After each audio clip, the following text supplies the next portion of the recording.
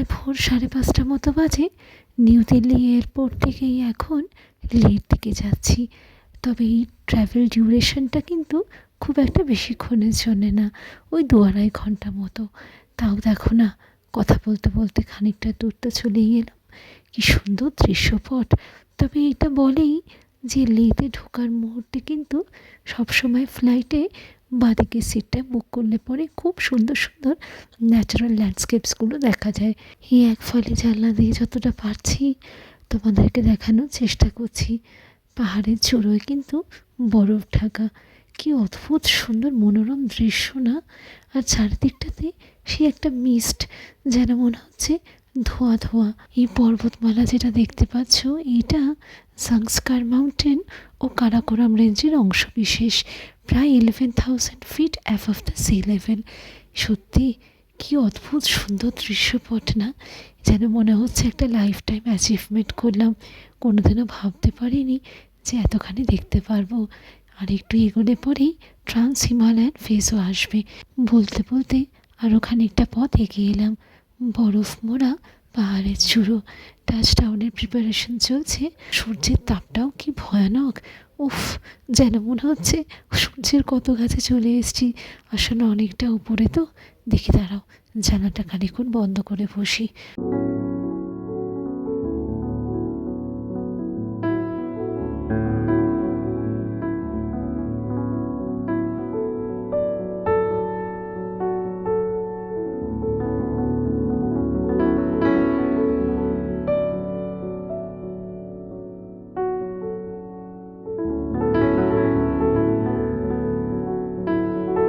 এই ব্ল্যাক অথবা greyish black কালারের যে পর্বতমালাটা দেখতে পাচ্ছ, এটাকেই বলা হয় ট্রান্স হিমালয়ান ফেজ অথবা টিবেট হিমালয়ান রেঞ্জ, যেটা প্রায় 1600 কিলোমিটার্স অব্দি parallelly to the main Himalayas run করে। জনবসতিপূর্ণ এলাকা দেখতে পাচ্ছি, তবে সে যেন মনে হচ্ছে পুতুল খেলার ঘর বা দেশলাই বাক্সর মতো। দেখতে ভালোই লাগছে। প্রায় চলে এলাম। বারে বারে পাইলট অ্যানাউন্স করছে কোনোভাবেই কিন্তু এয়ারপোর্টে নামার সময় ক্যামেরা অন করবেন না, সিকিউরিটি রিজনের জন্য অফ রাখতে বলছে। আসলে যেটা বুঝলাম, এই লে এয়ারপোর্টটা ইন্ডিয়ান আর্মির একটা বেস ক্যাম্প, তার জন্য এত সিকিউরিটি সার্ভিলেন্স। তোমাদেরকে হয়তো ভেতরটা দেখাতে পারবো না, চেষ্টা করব লাগেজ কালেক্ট করে যখন বাইরে বেরোবো তখন এক ঝলক দেখানোর। এই এয়ারপোর্টের নাম কুশক বাকুলা রিম্পোচে এয়ারপোর্ট। সিকিউরিটি রিজনের জন্যে এই এয়ারপোর্টেও বেশ কিছু বিধিনিষেধ রয়েছে, যেমন সকালবেলাতেই ফ্লাইট আপ ডাউন করে। তাছাড়া লাগেজও খুব সীমিত মাত্রই ক্যারি করার অর্ডার আছে। তবে এই এয়ারপোর্টের সঙ্গে দিল্লি, মুম্বাই বা শ্রীনগরই একমাত্র কানেক্টেড।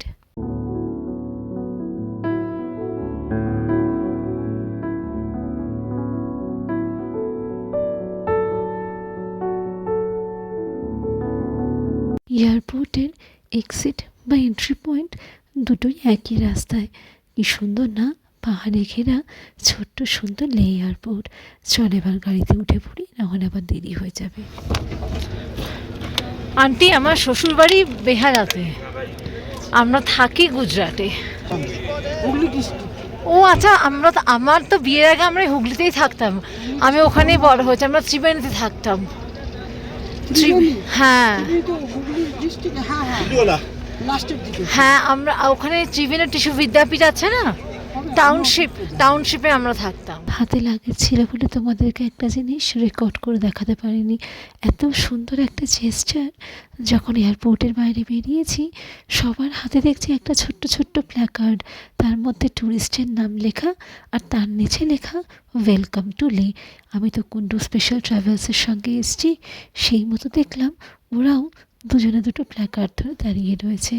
আমাদের এই ট্যুর গ্রুপে প্রায় 50 জন মতো রয়েছে। হীরক রায়রিতে ওদের যেমন কোনোদিন এই জায়গাটায় আসার খুব একটা ইন্টারেস্ট নেই, কিন্তু আমি যে কত বছর ধরে আসতে চেষ্টা করছিলাম, সেই মতো আজকে সাকসেসফুল হলাম। তবে হীরকের লাস্টের দিকে একটু আসার ইচ্ছা ছিল বটে, সেই মতো আমার মা বাবাকে ফোন করে বলেছিলাম যে তোমরা যদি এসে এখানে থাকো তাহলে হীরক আর আমি কয়েকদিনের জন্য একটু ঘুরে আসি। আসলে বাবা একটু অসুস্থ থাকার ফলে মা আর এসে উঠতে পারেনি। অগত্যার গতি আমি ট্রাভেল এজেন্সির সঙ্গে চলে এসেছি। লে এয়ারপোর্ট থেকে হোটেলটা বললো খুব একটা বেশি দূরে না, ওই 1/2 কিলোমিটারের মতো। রাস্তাঘাটগুলো দেখেছো কি সুন্দর, একেবারে ঝকঝক করছে যেন। তবে তোমাদেরকে একটা কথা বলি শোনো, গত বছরই আমার আশা একদম কনফার্ম ছিল। মানে ধরো আজকে বেরোবো, গতকাল রাত্রে অপারেশন সিন্দুর কন্ডাক্ট হয়েছে, সেই মতো সবই তো বাতিল হয়ে গেছিলো। মনটা খানিকটা খারাপ হলেও বেশ আনন্দ পেয়েছিলাম মোক্ষম জবাবটা ইন্ডিয়া যখন দিয়েছিল। গত বছর ফ্লাইট ক্যান্সেল হওয়ার ফলে নিউ দিল্লি টু লে এয়ারপোর্ট অবধি আপ ডাউনের দুটো ভাড়ায় একদম ফেরত পেয়ে গেছিলাম। তবে সুরাট থেকে নিউ দিল্লি অবধি খানিকটা টাকা সেটা আর ফেরত পাইনি, কারণ সেটা তো অপারেশনাল ছিল। তা আমার তো আর যাওয়া হলো না। সেই থেকে এই বছরটা টার্গেটই করে রেখেছিলাম, যাই হোক না কেন এবারে সামার ব্রেকে 7 দিন 10 দিনের জন্য যাই হোক লেতে ঘুরে আসবো। রাস্তাটা কীরকম সরু দেখো, দুটো গাড়ি একসঙ্গে চলতে পারছে না, ওই আগু পিছু করে তবেই দুটো গাড়ি এগোতে পারলো। ওই যেটা বলছিলাম, গত বছর যখন মুনায়ের বিয়েতে কলকাতায় গেছিলাম, একটা সময় বার করে টুক করে কুন্ডু ট্রাভেলসের অফিসে চলে গিয়েছিলাম, নিজের সিটটা বুক করে এসেছিলাম তখনই। তবে হীরক তো খানিকটা চিন্তান্বিত ছিল, ওরা বারে বারে অ্যাসিওর করেছিল যে ম্যাডামের কোনো প্রবলেম হবে না। কথায় কথায় হোটেলটাতেও পৌঁছে গেলাম, কি বিশাল না, আর হোটেলটা বেশ সুন্দর, পাহাড়ের কোলে এই ছোট্ট সুন্দর হোটেলটাই আগামী কয়েকদিনের ঠিকানা। চলো দেখি, লাগেজপত্র তো ওরাই নামাবে, আমাদের কেবল রিসেপশনে গিয়ে খানিকক্ষণের জন্য বসতে। ওই একবারে ব্রেকফাস্ট করেই রুমে যাব। আজ সারাদিনটা না ঘুমালে যেন আর শরীর দিচ্ছে না। দিল্লি এয়ারপোর্টে বসে থাকতে থাকতেই কয়েকজনের সঙ্গে আলাপ পরিচয় হয়ে গিয়েছিল, আর যে কজন বাকি ছিল এখানে এসে তাদের সঙ্গে সুন্দর কথাবার্তা হয়ে গেল। দাঁড়াও তোমাদেরকে একটা জিনিস দেখাই, কি সুন্দর জেস্টার দেখো। ম্যানেজার প্রত্যেকটা গেস্টকে এরকম এক ফালি কাপড়ের টুকরো দিয়ে অনার করে ওয়েলকাম করছে, এত ভালো লাগলো দেখে। দাঁড়াও ওদিকটা একবার তোমাদেরকে ঘুরে দেখাই, চলো। কালকে বোধহয় আপনি আমার হাজব্যান্ডের সঙ্গে কথা বলেছিলেন মনে হয়। উনি ট্যুর ম্যানেজার, তবে এনার সঙ্গে আরেকজনের রয়েছে, উনি আমাদেরকে ডাইনিং এরিয়ার দিকে ডাইরেক্ট করে নিয়ে এলেন। কি সুন্দর না, আর জায়গাটা বেশ স্পেশিয়াস, পাহাড়ের কোলে কি সুন্দর লাগছে দেখো না, একটা দিকেই পুরো গাছপালায় মোড়া। চলো দেখি, টেবিলের একটা কোণ ধরে বসে পড়ি। তবে ওইদিকে খাবারও আসতে শুরু করেছে। ব্রেকফাস্টের জন্য রয়েছে ডিম পাউরুটি, কলা, তার সঙ্গে নিজেদের তৈরি করা আপেলের জ্যাম, আর সেই সঙ্গে মাখন। এদিকেও অবশ্য দেখতে পাচ্ছি দুধ, তার সঙ্গে কেলগস বা কর্নফ্লেক্সেরও অপশান রয়েছে। একটু কাজটা এগিয়ে তোমাদেরকে দেখাই। এই গাছগুলো বোধহয় ইউক্যালিপটাস ট্রি না কি জানি, আমি তো সেরকম করে গাছপালা খুব একটা চিনি না। চলো ঝটপট খেয়ে নিয়ে এবার শুতে পারলে বাঁচি গো। আর যেন মনে হচ্ছে দুটো চোখের পাতা তাকাতে পারছি না, এত ঘুম পেয়ে যাচ্ছে।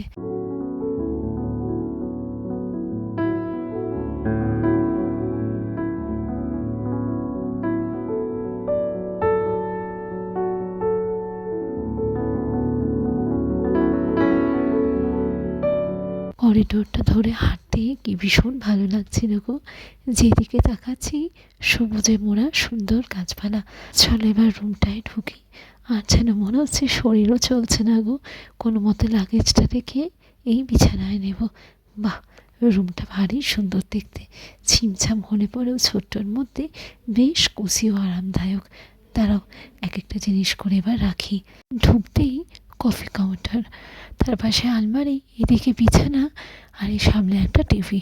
দাঁড়াও এই ব্যাগটা রাখি, এখন যেন এই ব্যাগটা বড্ড বেশি বোঝা মনে হচ্ছে, সারাক্ষণ তো ক্যারি করে চলতে হচ্ছে। দরজাটা বন্ধ করে তোমাদেরকে বারান্দাটাও এক ঝলক দেখিয়ে দিই চলো। সিঙ্গেল হলে পরেও আমাকেও সেই ডাবল বেডরুমে অ্যালট করেছে। তবে ওরা প্রথম থেকেই বলে দিয়েছিল যে সিঙ্গেল বেডরুম তো দেওয়াটা একটু মুশকিলের ব্যাপার, সেই জন্য ম্যাডামকে ডাবল বেডরুমই অ্যালোকেট করা হবে। তার জন্যে সব কিছুই দ্বিগুণ হলো আর কি। যাকে ছাড়ো, বারান্দাটায় কি সুন্দর দেখো না, ছোট্ট ছোট্ট টেবিল চেয়ারও দেওয়া রয়েছে। আর সামনে যে গাড়িগুলো দাঁড়িয়ে, এইগুলো করেই আমরা সব এলাম এক্ষুনি। গার্ডেন এরিয়াতেও দেখো না কি সুন্দর ছোট্ট ছোট্ট সব টেবিল চেয়ার পাতা রয়েছে, খুব ভালো সময় কাটানো যাবে। আর চারিদিকটা সবুজ চাদরে মোড়া, দেখেছো কাঠের কাজটা কি সুন্দর লাগছে দেখতে, এত ডিটেল আর নিখুঁত। তবে এখানে দু একজনকে জিজ্ঞেস করলাম, বাড়ির স্ট্রাকচারটা কাঠের হয়, তার উপরে কনক্রিটের। ছোট্ট ওয়াশরুমটা বেশ সুন্দর, নিট অ্যান্ড ক্লিন, ছিমছাম। আজ এই অবধিই রাখলাম, আবার তোমাদের সঙ্গে পরে দেখা হবে, টাটা।